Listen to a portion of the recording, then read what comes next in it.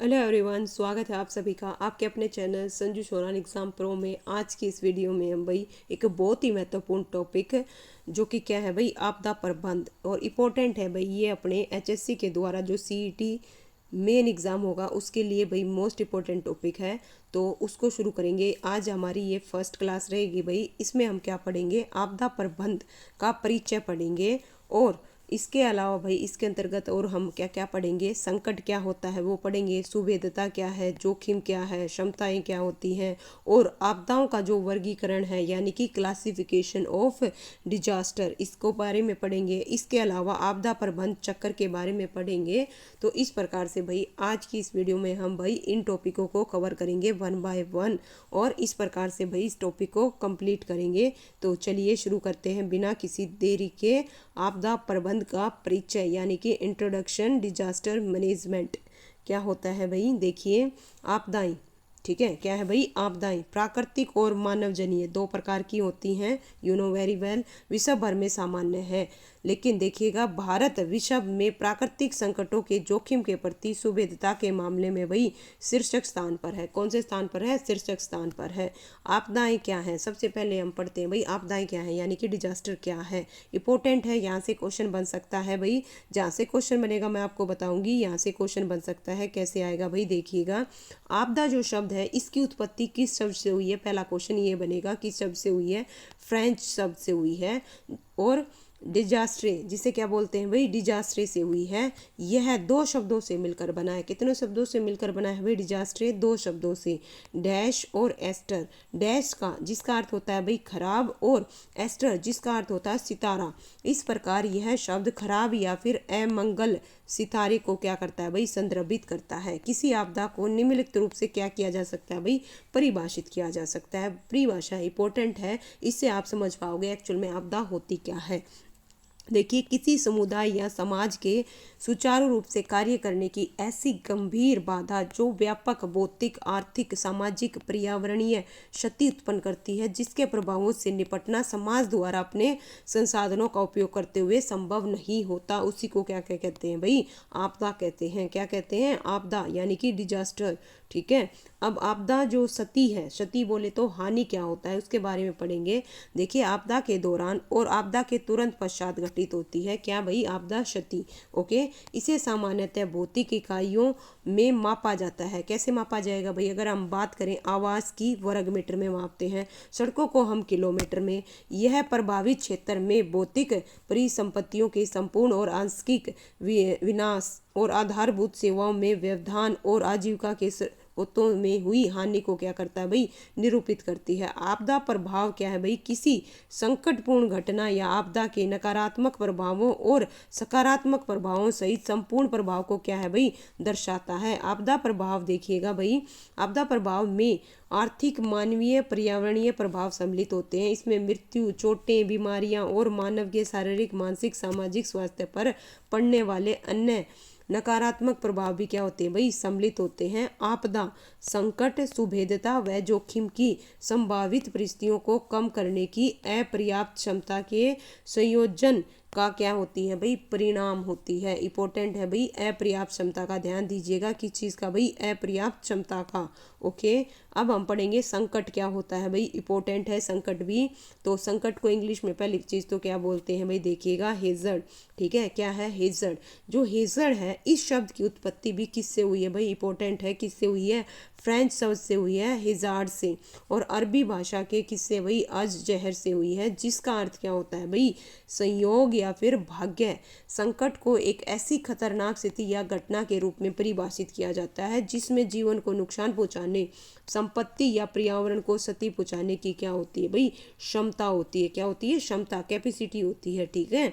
कोई भी संकट देखिए, जैसे बाढ़ हो गया, भूकंप हो गया, चक्रवात हो गया, अपेक्षाकृत अधिक सुभेद्यता, पहुंच, बीमारी, वृद्ध लोगों की उपस्थिति, जागरूकता आदि का क्या है भाई, है ना, अभाव आदि वाले कारकों के साथ मिलकर आपदा का क्या है भाई, कारण बन सकता है क्या, संकट। देखिए आपदा से जान माल की अपेक्षाकृत अधिक क्षति होती है भाई। आपदा से देखिए कैसी जान की और माल की अपेक्षाकृत अधिक क्षति होती है। उदाहरण के लिए समझिए, उदाहरण से समझेंगे। देखिए एक निर्जन रेगिस्तान में आए भूकंप को आप क्या नहीं कह सकते भाई, आपदा नहीं कह सकते, चाहे वो कितना ही शक्तिशाली और दीर्घ क्यों न हो।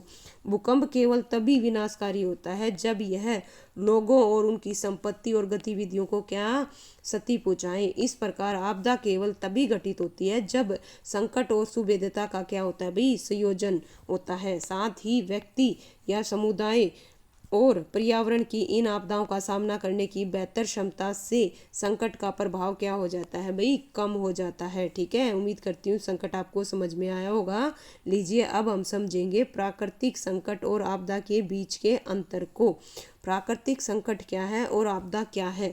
ओके, इधर है भाई संकट और इधर क्या है भाई, आपदा। तो सबसे पहले एक चीज को समझेंगे ताकि मिक्स ना हो। संकट क्या होता है, देखिए संकट एक संभावी आपदा है, संभावित है। क्या है भाई, संभावित है। संकट एक खतरनाक भौतिक स्थिति या क्या है भाई, घटना है। क्या है, एक घटना है। जब तक भूकंप, बाढ़, ज्वालामुखी विस्फोट, भूस्खलन आदि के द्वारा जान माल को हानि क्षति नहीं पहुंचती, तब तक इन्हें प्राकृतिक संकट कहा जाता है। क्या कहा जाता है भाई, नहीं पहुंचती तब तक इन्हें प्राकृतिक संकट कहा जाता है। इससे कम संख्या में लोग क्या होते हैं भाई, देखिए संकट से कम संख्या में लोग प्रभावित होते हैं और इससे चोट, जान माल की क्षति भी हो सकती है। भूकंप, बाढ़, ज्वालामुखी, सुनामी, भूस्खलन, सूखा आदि ये सब क्या है भाई, प्राकृतिक संकट है। क्या है, प्राकृतिक संकट है। अब हम किस चीज के बारे में पढ़ेंगे, आपदा। आपदा क्या होता है भाई, देखिएगा आपदा एक घटना है। क्या है, एक घटना है और ये क्या है, एक संभावी आपदा है। ओके, ध्यान दीजिएगा, यह एक गंभीर दुर्घटना, त्रासदी या फिर किसी संकट का क्या है, परिणाम है। ये क्या है, किसी संकट का क्या है, परिणाम है। Point be noted. जो प्राकृतिक संकट मानव जीवन और अर्थव्यवस्था को भारी क्षति पहुंचाते हैं उन्हें आपदाएं या प्रलयकाली घटनाएं कहा जाता है। एक आपदा समाज की के देखिएगा, एक आपदा समाज की सामान्य कार्य प्रणाली को बाधित कर देती है। यह जान मान को भारी क्षति पहुंचाती है और साथ ही साथ रोजगार के अवसरों को भी बाधित करती है। इससे अधिक संख्या में लोग भाई क्या होते हैं, प्रभावित होते हैं और जान माल की व्यापक क्षति का क्या बनती है भाई, आपदा कारण बनती है। यह समाज को उस सीमा तक प्रभावित करती है कि बाह्य सहायता की हानियों की भरपाई कर पाती है। ठीक है भाई, इस प्रकार से देखिए आपदा और प्राकृतिक संकट आपको समझ में आ गया होगा।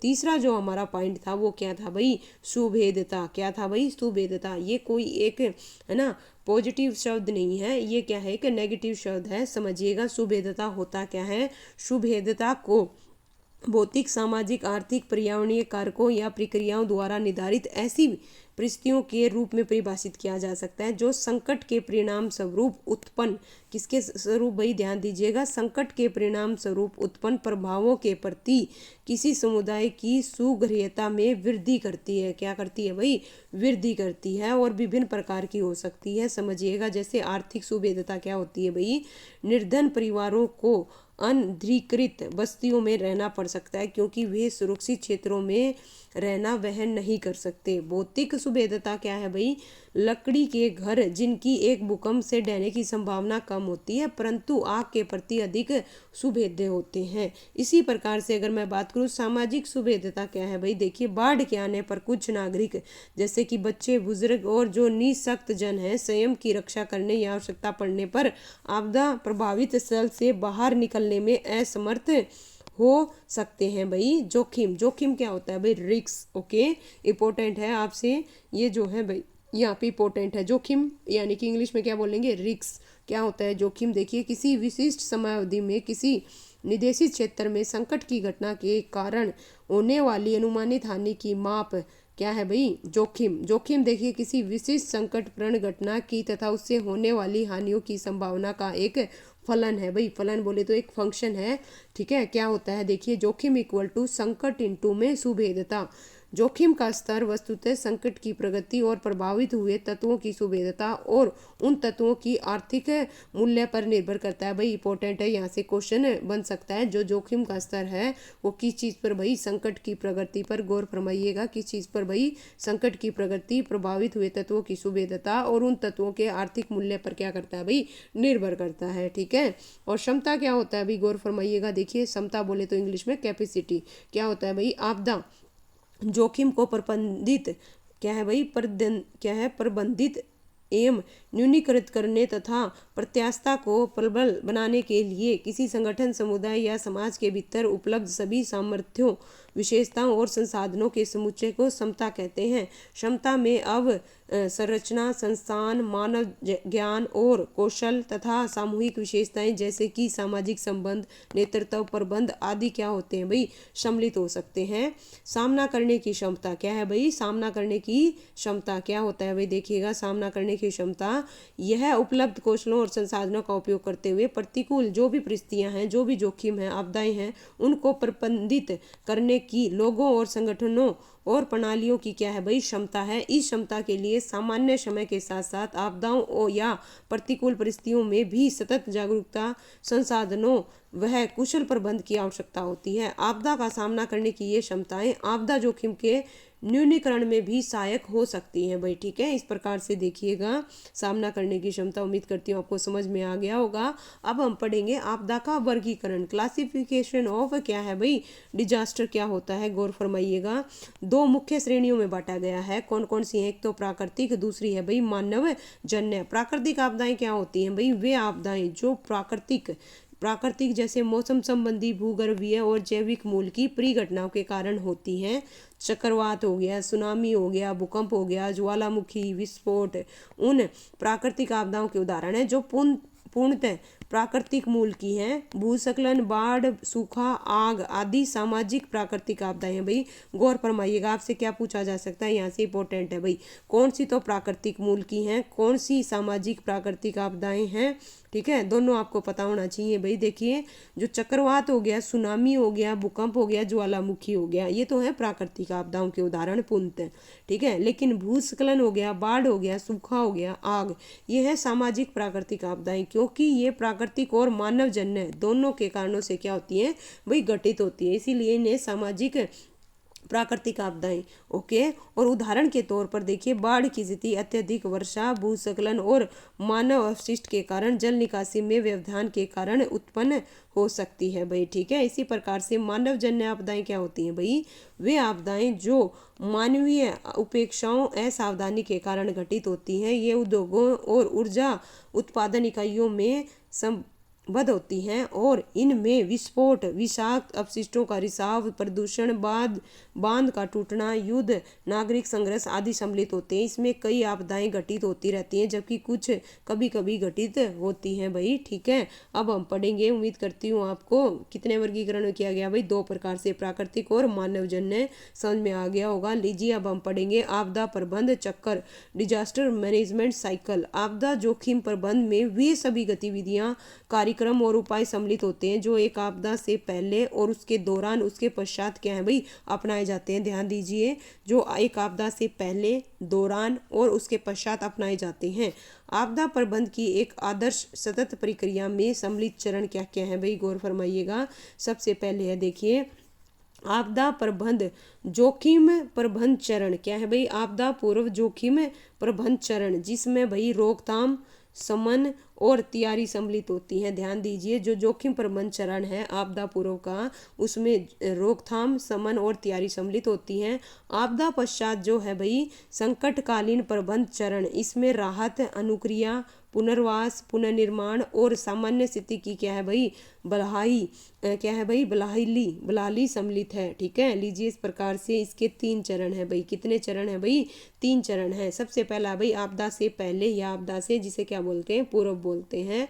इसमें संभावित संकट के कारण होने वाली जान वह माल की क्षतियों को कम करने के जाने वाली गतिविधियां सम्मिलित होती हैं। उदाहरण के लिए जैसे हम क्या करेंगे भाई, ठीक है, कोई भी आपदा उससे पहले क्या करेंगे भाई, संभावित जो संकट के कारण होने वाली जान व माल की क्षतियों को कम करने के लिए की जाने वाली गतिविधियां कौन कौन सी हैं भाई, देखिए, जागरूकता अभियान चलाना, वर्तमान कमजोर ढांचे को मजबूत बनाएंगे, घरेलू व सामुदायिक स्तर पर आपदा प्रबंध योजनाएं तैयार करना। ये है भाई इस चरण के तहत उठाए गए जोखिम न्यूनीकरण उपायों को किस चीज़ के अंतर्गत भाई, गौर फरमाइएगा, इंपॉर्टेंट है यहाँ से, इस चरण के तहत उठाए गए जोखिम न्यूनीकरण उपायों को समन और तैयारी गतिविधियां भी कहा जाता है। देखिए भाई ये है जोखिम प्रबंध, ठीक है, समन और रोकथाम, इस प्रकार से लीजिए भाई। अब है दूसरा जो है भाई कौन सा है, आपदा के दौरान, क्या है भाई, आपदा के दौरान, है ना,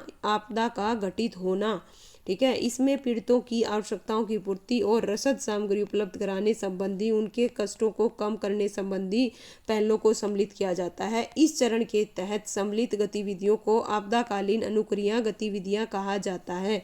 ध्यान दीजिए भाई, इस चरण के तहत सम्मिलित गतिविधियों को आपदाकालीन अनुक्रिया गतिविधियां कहा जाता है भाई, इंपॉर्टेंट है, किसको क्या कहा जाता है, लास्ट जो है पॉइंट, आपदा के बाद या आपदा के पश्चात, इसमें किसी, देखिए, आपदा के घटित होने के तुरंत पश्चात प्रभावी समुदायों की शीघ्र पुनः बहाली तथा पुनर्वास के उद्देश्य से आपदा की अनुक्रिया में की गई पहले सम्मिलित होती हैं। इन्हें अनुक्रिया वह पुनर्बहाली गतिविधियां कहा जाता है। ठीक है भाई, ध्यान दीजिए, इन्हें अनुक्रिया वह पुनः बहाली गतिविधियां भी कहा जाता है भाई। इस प्रकार से इंपॉर्टेंट है भाई, ये जो है चक्कर है, इस प्रकार से ध्यान रखिएगा। ये डायग्राम है भाई। उम्मीद करती हूँ आपको जो भाई डिजास्टर मैनेजमेंट है उसका जो सामान्य परिचय समझ में आया होगा। वीडियो को लाइक कीजिए, शेयर कीजिए, ठीक है भाई। मिलते हैं नेक्स्ट वीडियो में। Thank you so much.